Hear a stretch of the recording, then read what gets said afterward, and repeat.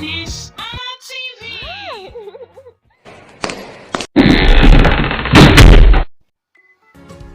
Ekele ọma nụ nnọọ ụmụ akwụkwọ mara mma, unu adịkwa njikere?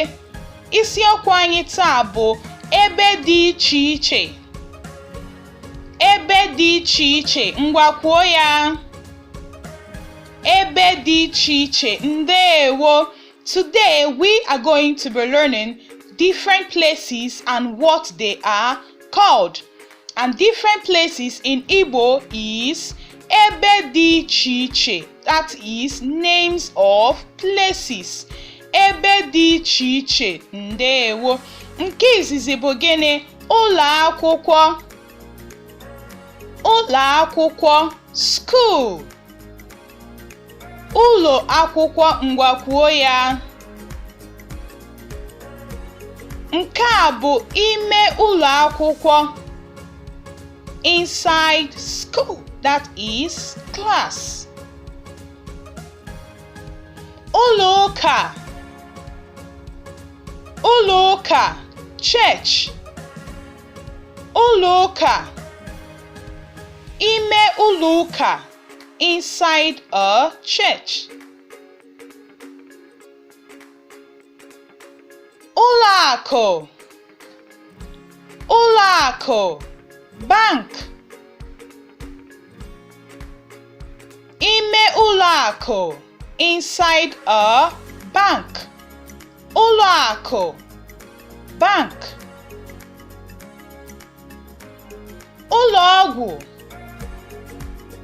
Ụlọ ọgwụ, hospital. Can you say that? Again. Ụlọ ọgwụ, ndewo ụmụ mara mma. Nke a bụ gịnị? Ụlọ ikpe. Ụlọ ikpe, court. Ụlọ ikpe. Nke a bụ ime ụlọ ikpe, inside a courtroom. Can you say that? Ụlọ ikpe.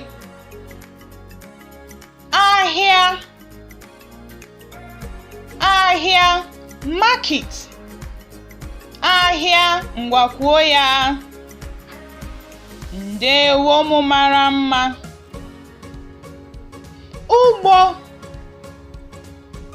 Ugbo, farm. Ugbo, can you say that? Ugbo, ndewo. Ụlọ onyonyo. Ụlọ onyonyo, cinema. Nke a bụ gịnị? Ime ụlọ onyonyo, inside a cinema. Ụlọ onyonyo, ndewo. Ụlọ obibi, our personal house. That is where we live. Ụlọ obibi, can you say that? Nke a bụkwa ime ụlọ obibi, inside our house. Ndewo, ka m kụpụrụ n'aka, ngwa ka anyị mụgharịa ya ka anyị nwee ike ghọta ya ọfụma. Ụlọ akwụkwọ. Ụlọ akwụkwọ, ngwa kwuo ya. Ka m nụkwa ya ọzọ. Ụlọ akwụkwọ, ndewo. Chetakwa na nke a bụ gịnị? Ime ụlọ akwụkwọ, classroom.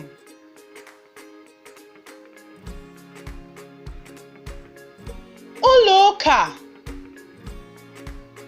Ụlọ ụka, ngwa kwuo ya.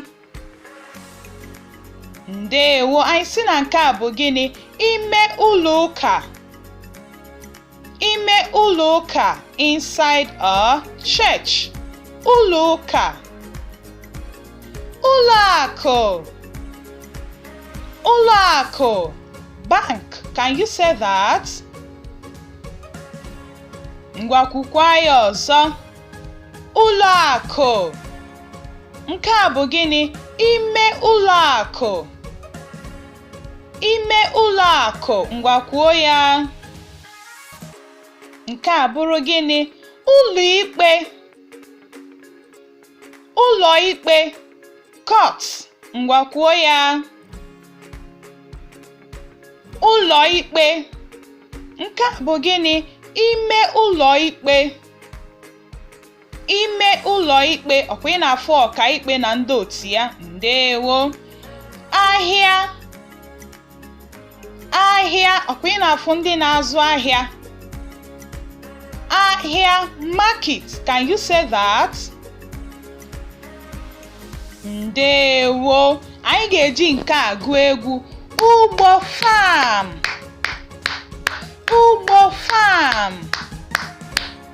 Ugbo farm. Ndewo, ụmụ mara mma. Ụlọ onyonyo. Ụlọ onyonyo. Cinema. Ngwa kwuo ya. Nke a bụ gịnị? Ime ụlọ onyonyo. Inside a cinema. Ụlọ onyonyo. Ụlọ obibi. Ụlọ obibi. A personal house where we live. Ụlọ obibi. Ngwa kwuo ya. Ụlọ obibi. Nke a bụkwa gịnị? Ime ụlọ obibi. Ndewo ụmụ mara mma ka m na-akụpụrụ n'aka. Ngwa n'ebe a ka anyị ga-akwụsị ka ọ dị mgbe ọzọ.